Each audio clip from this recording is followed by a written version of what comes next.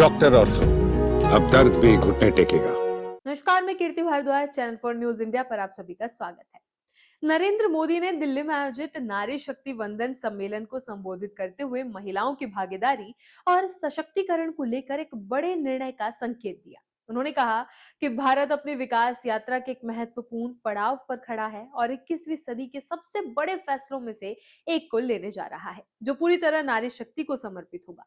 अपने संबोधन में प्रधानमंत्री ने कहा कि देश की संसद एक नया इतिहास रचने के करीब है। उन्होंने इस निर्णय को अतीत के अधूरे संकल्पों को पूरा करने और भविष्य के लक्ष्यों को साकार करने वाला कदम बताया। उन्होंने कहा कि केवल एक नीति नहीं बल्कि एक ऐसे भारत का संकल्प है जहां समानता और सामाजिक न्याय केवल नारे नहीं बल्कि शासन और निर्णय प्रक्रिया का स्वाभाविक हिस्सा बने। प्रधानमंत्री ने कहा कि दशकों से महिलाओं को राजनीतिक प्रतिनिधित्व देने को लेकर चर्चा चल रही थी और अब वो समय आ गया है जब इस लंबे इंतजार का अंत होने जा रहा है। उन्होंने जानकारी दी कि 16 अप्रैल से संसद के बजट सत्र की विशेष बैठक आयोजित होगी, जिसमें नारी शक्ति वंदन से जुड़े महत्वपूर्ण पहलुओं पर चर्चा की जाएगी। उन्होंने ये भी कहा कि इस सम्मेलन के माध्यम से उन्हें देश की करोड़ों माताओं और बहनों का आशीर्वाद मिल रहा है। उन्होंने स्पष्ट किया कि वे यहाँ किसी को उपदेश देने नहीं बल्कि देश की महिलाओं के प्रति सम्मान व्यक्त करने आए हैं। उनके अनुसार ये पहल भारत को एक समता मूलक समाज की दिशा में आगे बढ़ाएगी, जहां महिलाओं को समान अवसर और अधिकार मिल सके। उन्होंने कहा कि महिला आरक्षण को लेकर पिछले 4 दशकों से विचार विमर्श चल रहा था और अब ये एक निर्णायक मोड़ पर पहुंच चुका है। प्रधानमंत्री ने 2023 में पारित नारी शक्ति वंदन अधिनियम का भी उल्लेख किया और बताया कि उस समय सभी राजनीतिक दलों ने मिलकर इसे सर्वसम्मति से पास किया था। उन्होंने कहा कि उस दौरान ये भी सहमति बनी थी कि इस कानून को हर हाल में 2029 तक लागू किया जाना चाहिए। उन्होंने विपक्षी दलों के योगदान को भी स्वीकार करते हुए कहा कि उन्होंने भी इस दिशा में सकारात्मक भूमिका निभाई है। महिलाओं की बढ़ती भागीदारी का जिक्र करते हुए प्रधानमंत्री ने कहा कि आज भारत में लाखों महिलाएं राजनीति और सामाजिक जीवन में सक्रिय रूप से हिस्सा ले रही हैं। उन्होंने कहा कि स्थिति दुनिया के कई बड़े देशों के लिए भी प्रेरणादायक है।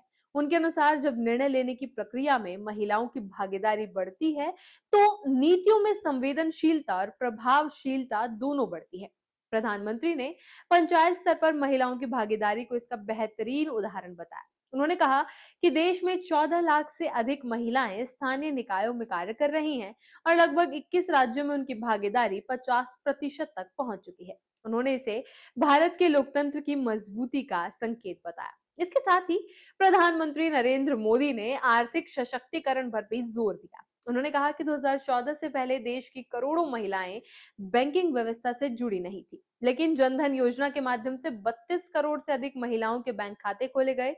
इससे महिलाओं को आर्थिक रूप से सशक्त बनाने का अवसर मिला और वे सीधे सरकारी योजनाओं का लाभ प्राप्त कर सके। प्रधानमंत्री ने कहा कि महिलाओं को सशक्त बनाना केवल एक सामाजिक दायित्व नहीं बल्कि देश के समग्र विकास के लिए अनिवार्य है। उन्होंने कहा कि जब महिलाएं आगे बढ़ती हैं तो परिवार, समाज और देश तीनों मजबूत होते हैं। उन्होंने यह भी कहा कि आने वाले समय में महिलाओं को और अधिक अवसर दिए जाएंगे, जिससे वे अपने सपनों को साकार कर सके और राष्ट्र निर्माण में अपनी भूमिका को और सशक्त बना सके। अपने संबोधन के दौरान प्रधानमंत्री ने महिलाओं की उपलब्धियों की सराहना करते हुए कहा कि उन्होंने हर क्षेत्र में देश का गौरव बढ़ाया है, चाहे वो शिक्षा हो, खेल, विज्ञान या राजनीति।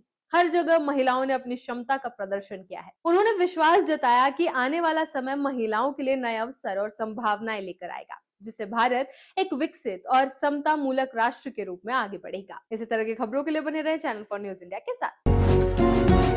डॉक्टर ऑर्थो, अब दर्द भी घुटने टेकेगा।